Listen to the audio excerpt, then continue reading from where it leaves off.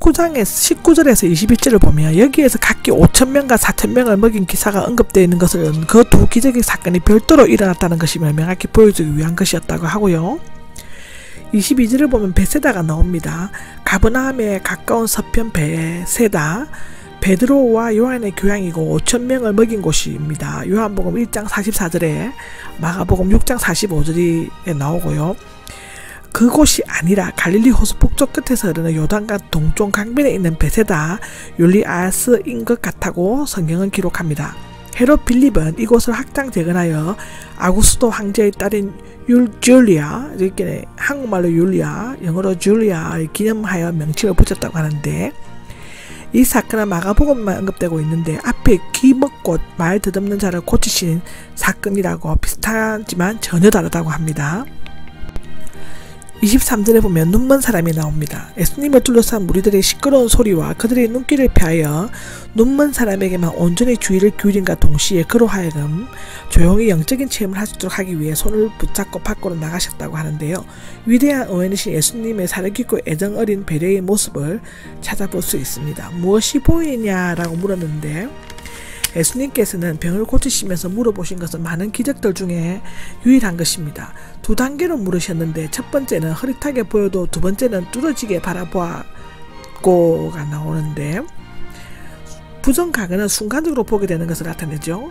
시력이 회복되어 모든 것이 분명히 먼 거리에서 뚜렷하게 보게 되었다라는 뜻이고, 미완료 시상은 계속적으로 보는 것을 의미한다고 합니다. 아마도 예수님께서는 이렇게 단계적으로 치유하신 것은 그 사람으로 하여금 자신의 눈이 조금씩 치유되고 있는 것을 깨달음과 동시에 예수님의 기적의 능력을 깨닫고 믿도록 하기 위함이었다고 성경은 기록하고 있습니다. 27절을 보면은 가이샤라 빌리보가 나오죠. 이곳에서 서 있던 베드로의 신앙 고백에 새 공간 복음서에 기록되어 있는데, 마태복음의 기록이 매우 상세하고 완전하다고 합니다. 마가는 예수님의 제자들이 여러 길을 떠났다고 했는데, 마태는 지방이라는 말을 사용하고 있습니다. 그리고 마가는 이 질문에 길 가는 도중에가 제기되었고, 비교적 짧은 신앙 고백으로 주님은 그리스도이십니다를 기록하고 있습니다.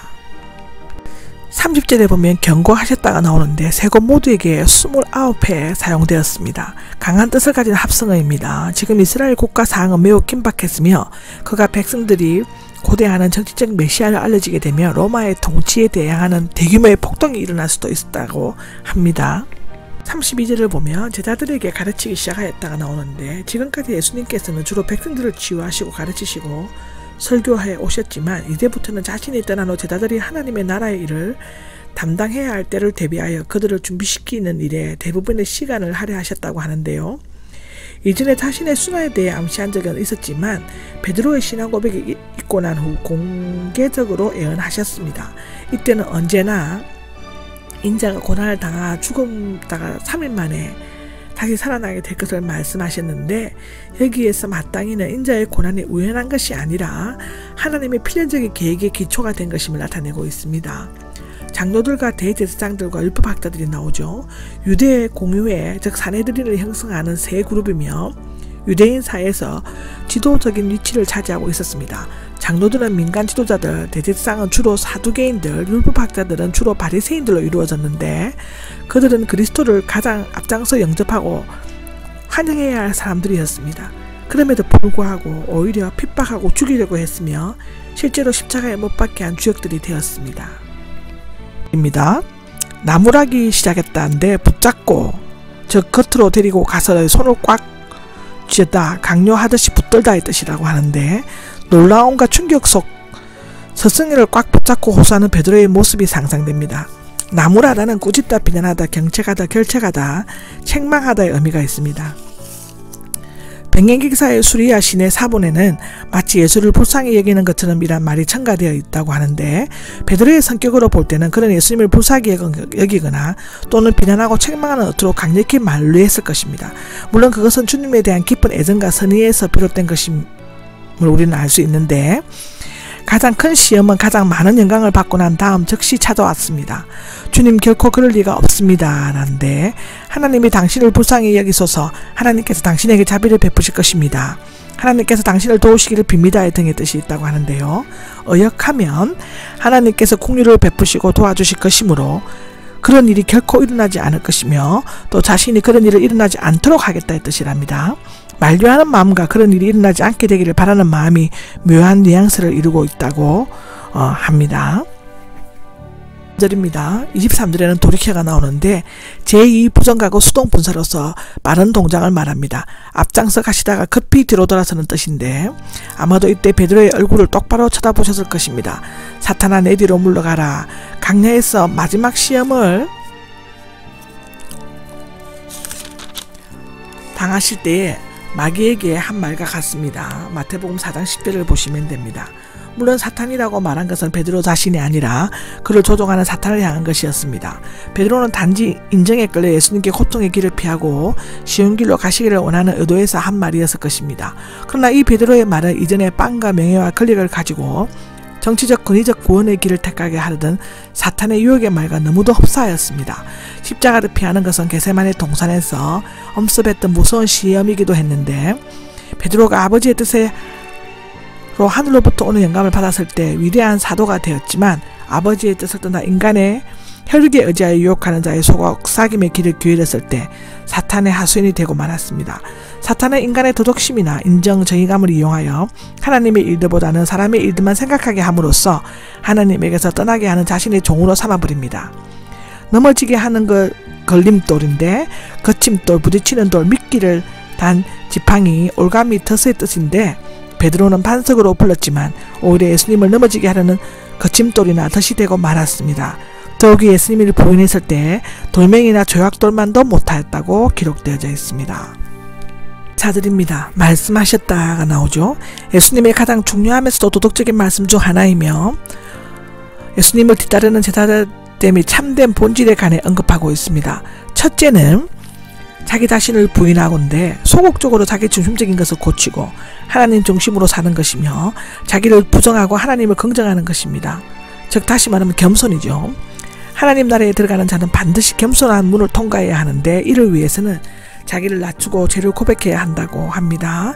옛사람에 속한 자아와 정과 욕심을 버리고 부인할 때는 십자가에 못 박는 것과 같은 고통의 과정을 거쳐야만 한다고 로마서 6장 3절에서 11절에 갈라디아서 2장 20절에 5장 24절에 나옵니다. 둘째는 제 십자가를 지고 옵니다. 적극적으로 그리스도의 복음을 위해 자신을 죽이고 회상하는 것을 말하는데 당시 제자들은 제수가 십자가를 지고 처형장에까지 가서 못 박히는 것이 무엇인지를 잘 알고 있었을 것입니다. 역사적으로는 안티오케 에피파네스 4세 때 헬라화를 거부하는 유대인들이 십자가에 못 박혔고 하스몬가의 얀네우스의 베톤 마을의 바리새인 반란자 800명을 처형한 적이 있었습니다. 지고는 즉시 붙잡고 단숨에 취하여의 뜻인데 부정가가형은 앞에 부인하고와 함께 명확한 결단을 내려야 하는 것을 의미합니다.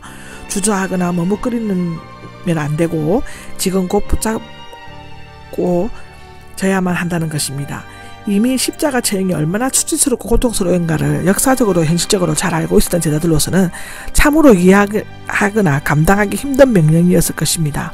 그리스도가 고통을 당하는 유혹을 거부함으로써 비로소 그리스도가 된 것처럼 제자들도 주님의 고통과 거절과 십자가에 달리하심과 함께 동참할 때만 제자가 된다고 합니다. 24절에 세 번째는 나를 따라야 한답니다. 앞서 부인하고와 지고가 부정가경형으로 헌신과 결단을 필요로 하는 단회적 사건인데 비해 따라야 한다는 현재형으로 일생 동안 전심전력으로 지속적으로 해야 하는 평생과 재임을 의미하고 있습니다. 제자들은 십자가 사건 이전에는 외적으로 육적으로 따랐지만 부활 이후에는 내적으로 영적으로 따르게 되었는데 주님께서는 부활 안에서 생명 주시는 영이 되시고 우리 영 안에 가시기 때문에 우리는 영 안에서 그를 따른다 라고 갈라디아서 5장 16절에서 25절까지 나옵니다. 주님을 계속 따르려면 그를 위해 목숨을 버릴 각오가 되어 있어야 한다고 성경은 기록하고 있습니다. 5절입니다. 자기 목숨을 구하려는 사람은 나오는데 박해를 받을 때 자기의 생명을 구원하려고 믿음을 버리는 것은 참된 생명을 버리는 것이 됩니다. 원래 목숨은 여러 가지 의미로 사용되고 있는데 예를 들면 영혼, soul, life, 목숨, soul은 58번이나 나오고 life, 목숨, 생명은 40번이 나옵니다. mind은 마음, 정신인데 3번이 나옵니다. heart는 마음인데 한 번 나오고, 목숨은 그리스도와 연합한 영혼의 영적 생명, 사고하고 느끼는 것이며 일반적으로 육체 안에서의 생의 원리라고 정의되어 있지만 다양한 의미와 개념을 함의하고 있으므로 그때마다 전후의 문맥을 살펴보아야 합니다. 사도행전 27절에서 27장 37절에 나옵니다. 목숨을 찾을 것이다가 나오는데 구하려면 잃을 것이고 잃으면 찾을 것이다. 이것은 부정 과거 가정법으로 이미 결정적으로 된 사실을 나타냅니다.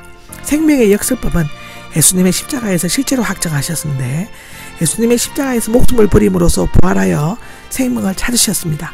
이 역설적 진리가 가능한 것은 예수님이 참 생명의 주인이시기 때문이라고 요한복음 1장 15장에도 얘기하고 있습니다. 26절입니다. 26절에 온 세상이 나오죠. 세상적인 온갖 부귀와 영화를 총체적으로 표현하는 말이며 인간이 소유하려고 생각할 수 있는 성공의 최고의 정점입니다.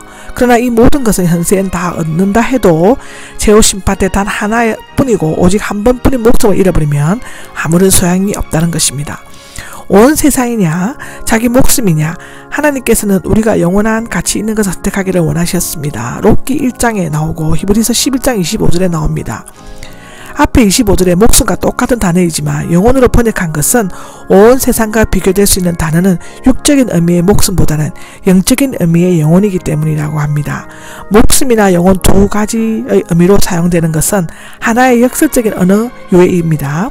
구하는 것과 잃는 것도 마찬가지인데 잃으면 어떤 사본에는 개에게 던져주는 떡 부스러기로 사용되었는데 사람이 생명을 잃으면 떡 부스러기처럼 전혀 쓸모없는 것으로 되고 만다는 의미를 지닌 것이라고 합니다. 38절입니다. 38절은 엄난하고 죄짓는 세대가 나옵니다. 마가복음에만 있다고 하고요. 엄난은 신앙적으로나 영적으로나 충성되지 못하고 불성실한 태도를 가리키고 죄짓은 것은 하나님에 대한 반역이고 타락한 것을 나타냅니다. 나와 내 말을 부끄럽게 여기면이 나오는데 예수님의 가르침을 따르지 않을 뿐만 아니라 예수님의 주되심을 고백하지 않고 예수님을 위해 목숨을 버리기를 거부하는 것을 말한다고 합니다. 인자가 나오는데 여기에서 문제가 되는 것은 바로 앞에 나오는 나와 내가 쓰여졌지만 여기에서는 인자로 다르게 사용하고 있습니다. 비평가들은 이것을 예수님께서 자기 자신과 인자를 구별하신 것이며 자신은 인자라는 의식을 가지고 계시지 않았다고 한다고 합니다. 그러나 나와 인자는 예수님 자신이며 앞으로 오시는 영광스러운 메시아는 지금의 신분과는 다르기 때문에 차별적인 의미에서 인자라는 명칭을 사용할 수 있다고 합니다.